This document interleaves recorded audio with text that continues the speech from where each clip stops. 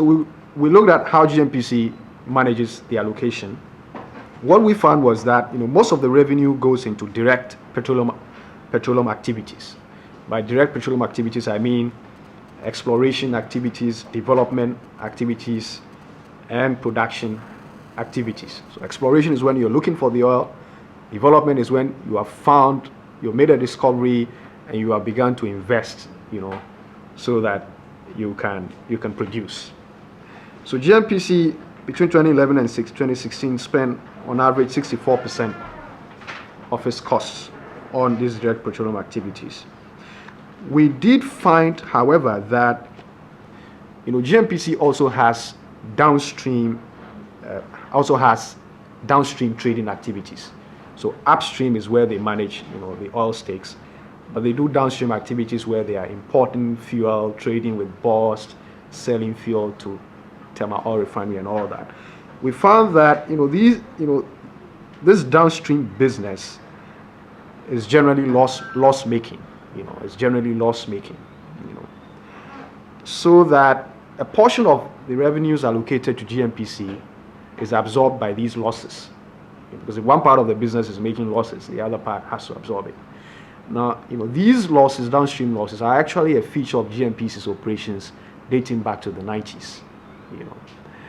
Because we tend to have subsidies, subsidized prices, etc. Now, in the past, the 90s, these losses used to be covered by government transfers, government subsidies to GNPC, or on other occasions they were covered by loans from the Bank of Ghana. In the past, it's not the case now. This was a time when GNPC, was not getting significant revenues from, any producing field. So if they had losses, the state had to cover them. Now there are revenues, from the producing fields, and that's how they cover those losses. In fact, from 2011 to 16, these losses amounted to 9.3% of their costs. And we think this detracts from efficiency in the management of their revenues. Okay. What did we also find? We found that GNPC engages in activities outside what you may call its core mandate, which either do not produce commercial value for the organization or compromise efficient utilization of revenue. So GNPC's core mandate is really to undertake exploration, development, production, and disposal of petroleum. But the GNPC law does give it, permission or authority, and the language of the law is that to do any other things and perform any other functions necessary or expedient for the purpose of attaining its objects and carrying out its activities. Now, this power has led the corporation to indulge in extra non-core activities that kind of overstretch its mandate and compromise efficient revenue utilization. Now, we grouped these non-core activities into three. We identified the non-petroleum related investments. So at the time of our work, GNPC held equity stakes in Mole Motel Company, in Airtel, the telco, now Airtel Tigo. But the Airtel stake, it used to be a quarter, 25%. Now it's under 1%. And then also they own 90% of Prestia Sankofa Gold Limited. Now these were investments they held even before the commercial discovery of oil in 2017, and they have not divested themselves of those investments. Now what did we find about them? We found that these investments are not serving the corporation's interests commercially. Why? Because the Airtel and Prestia investments, and the caveat is that the Airtel stake is now virtually negligible. Okay, but at the time of our work, the Airtel and Prestia investments were loss-making. In fact, the Prestia mine remains loss-making, and the Mole Motel is profitable, but it doesn't contribute anything to GNPC's cash flow because it doesn't pay dividends, although profitable. So the graph here shows, you see the Mole 2014, 15, 16. The Mole is on the left. You see some marginal profits. 67,000, 1,000, 49,000. Okay, but you see that this Prestia Sankofa Gold has been loss-making, making losses of 11 million, 21 million, 36 million in the period shown. The Airtel investment also was loss-making over the period. So that if you put the three together, then those non-petroleum related investments are loss-making. Okay. Now for the Airtel stake, the losses actually dissipated GNPC's equity interest, because as the losses were made, GNPC's equity declined. For the Prestia Sankofa Gold, the losses are covered by the petroleum revenues allocated to GNPC from the budget. Okay. So now of particular concern is the Prestia Sankofa Gold mine, which was shut down in the last quarter of 2016 after years of financial losses, but it continues to weigh on GNPC's finances. So in 2018, for example, GNPC set aside almost $25 million to pay off the mine's liability. So there were salaries that were owed to workers of the mine. There were creditors that had not been paid. Indeed, GNPC itself has unpaid loans which it made in the past to Prestia Gold. So these are losses that are covered by the allocation. The other